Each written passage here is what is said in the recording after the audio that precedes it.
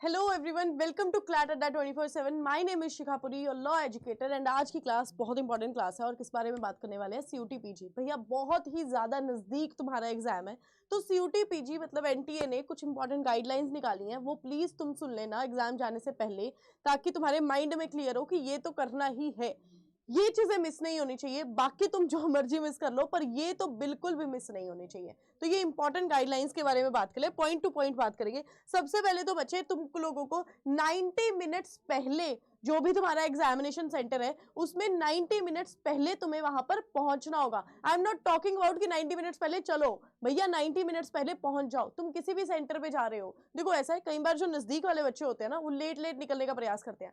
Please guys ऐसा मत करना, तुम्हारा एग्जाम है, 90 मिनट्स पहले पहुंच जाना। वाई? बिकॉज अगर किसी भी रीजन की वजह से आप एग्जाम टाइम जो तुम्हें दिया गया है उससे थोड़ा सा भी डिले करते हो ना बच्चे, तो दिक्कत हो जाएगी, वो आपको एग्जाम में आने नहीं देंगे। तो अगर तुमको लगता है कि यार हमारे एरिया में ट्रैफिक होता है, अगर तुमको कुछ भी लगता है, तो जहां तुम्हारा एग्जाम सेंटर है उससे पिछली रात ही चले जाओ यार।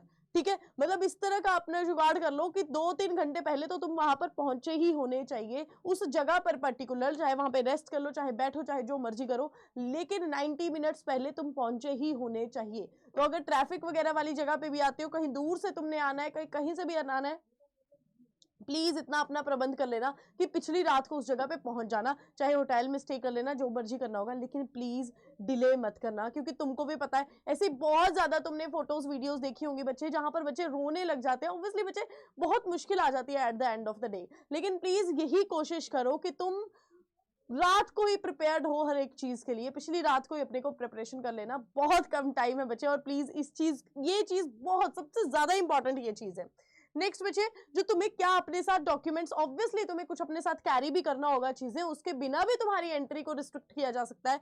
सबसे पहले तो तुम्हें एडमिट कार्ड लेकर जाना है, और जब भी तुम्हें एडमिट कार्ड जो भी वहां पर पूछेगा वो तुम्हें दिखाना ही दिखाना पड़ेगा। You have to carry one ID card, plus उसके साथ अपना फोटोग्राफ भी लेकर जाना।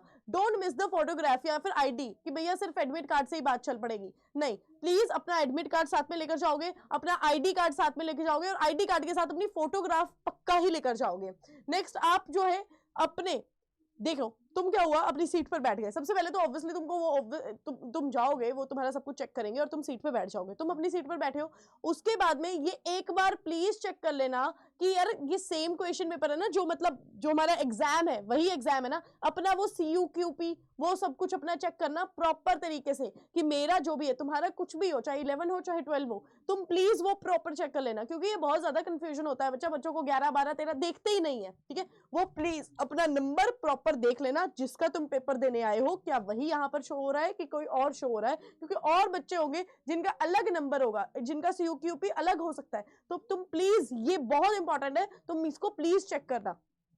उसके बाद में क्या कहते हैं, आपके पास अगर मान लो किसी भी रीजन की वजह से तुमको लगता है सिस्टम में ग्लिच आ रहा है, तुम आंसर कर रहे हो लेकिन वो ऑप्शन नहीं ढंग से दब पा रहा है, या फिर कुछ भी है, सीपीयू में कुछ प्रॉब्लम आ गई, तुम्हारी स्क्रीन फ्लक्चुएट कर रही है, कुछ भी ऐसा इशू आ रहा है, सबसे पहले तो स्टार्टिंग में ना, जब तुम एग्जाम करने जाते हो, कुछ नंबर्स मेंशन होते हैं ऊपर, पहले उन नंबर्स को अपना लिख लेना।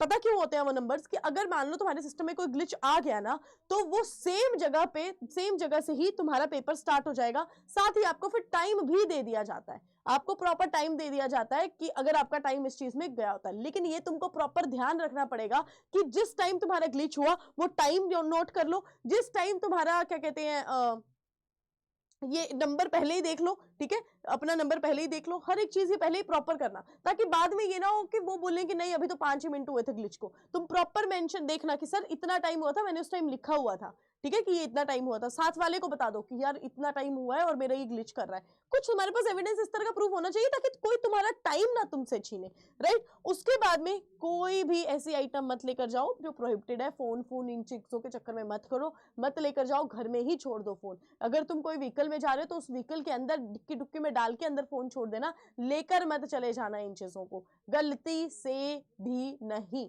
कोई भी ऐसी प्रोहिबिटेड आइटम गलती से भी मत ले जाना कि भैया उस टाइम लगा कि अरे ये तो रह गई हमारे पॉकेट में, ये हो गया वो हो गया।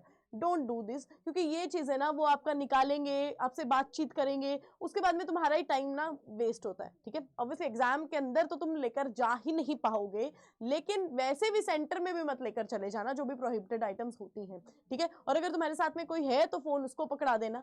ऐसे गलतियां मत करना, क्योंकि इन गलतियों की वजह से टाइम बहुत ज्यादा वेस्ट हो जाता है बच्चे, और फिर तुम बाद में रोते रहते हो। तो इसीलिए ये सब चीजें जो हैं वो बहुत अपना ध्यान में रखने की तुम्हारे को जरूरत है अभी के लिए, कि ये इनको मान लिया, इनको कर लिया ना, तो एक तो तुम रेडी होते हो।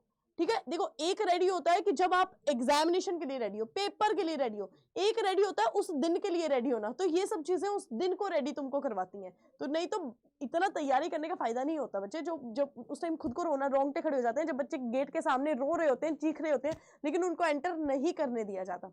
ये बहुत मुश्किल के हालात हो जाते हैं। तो अपनी इन सारी बातों को बच्चे ध्यान रखना। आई होप तुम लोग ठीक होंगे, स्वस्थ होंगे, और प्लीज मॉक्स अभी देना स्टार्ट कर दो। अगर अभी भी तुमने मॉक्स नहीं देना स्टार्ट किए हैं तो मॉक्स देना स्टार्ट कर दो। बहुत ज्यादा बच्चे जरूरत है इस टाइम मॉक की।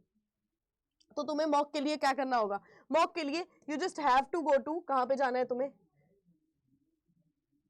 ठीक है, आपको अड्डा 24/7 की साइट पर जाना है। ठीक है, आप क्या करेंगे, अड्डा 24/7 की साइट पे जाएंगे। यहाँ पर इस तरह का जो है इंटरफेस दिखाई देता है, ये अड्डा 24/7 हो गया। ऑल कोर्सेज में जाके तुमको जाना है UG and PG entrance exam में, लॉ एंट्रेंस में। उसके बाद में सीयूटी एलएलबी जो है यहाँ पर जाओगे, और नीचे आपको ये प्रॉपर तुम्हारे लिए मॉक्स दिख रहा है सीयूटी पीजी का। इसको बाय कर लो, अभी भी टाइम नहीं गया है, अभी भी टाइम नहीं गया है, क्योंकि इस टाइम ही मॉक्स की बात है। इस टाइम क्वेश्चंस ही लगाने हैं, रिवीजन ही करना है। कितने कंसेप्ट अब हो गए तुम्हारे कंसेप्ट, अब रिवीजन की बारी है, अब मॉक्स लगाने हैं। तो इसको तुम लगा सकते हो, जैसे यहाँ पर क्लिक करोगे, you have to apply the code that is पूरी 20, पूरी 20 तुम्हें अप्लाई करना है कोड को। ठीक है, क्या नाम है? पूरी 20 अगर कोड को अप्लाई करोगे सीधे तुम्हें ये डिस्काउंटेड रेट पे मिल जाएगा। तो बड़ा इंपॉर्टेंट है, 1000-1200 से कुछ नहीं होता है यार आज की डेट में। तुम ऐसे ही एक बार जाते होंगे ना पिज्जा खाने, उसी टाइम लग जाते होंगे, लेकिन तुम्हारे मॉक्स यहाँ पर कंप्लीट हो रहे हैं। तो ध्यान से देखो, ध्यान से पढ़ो, अच्छे से अपना काम करो, और इन बातों का जो मैंने तुम्हें बातें बताई हैं उनका ध्यान रखो। थैंक यू सो मच बच्चा।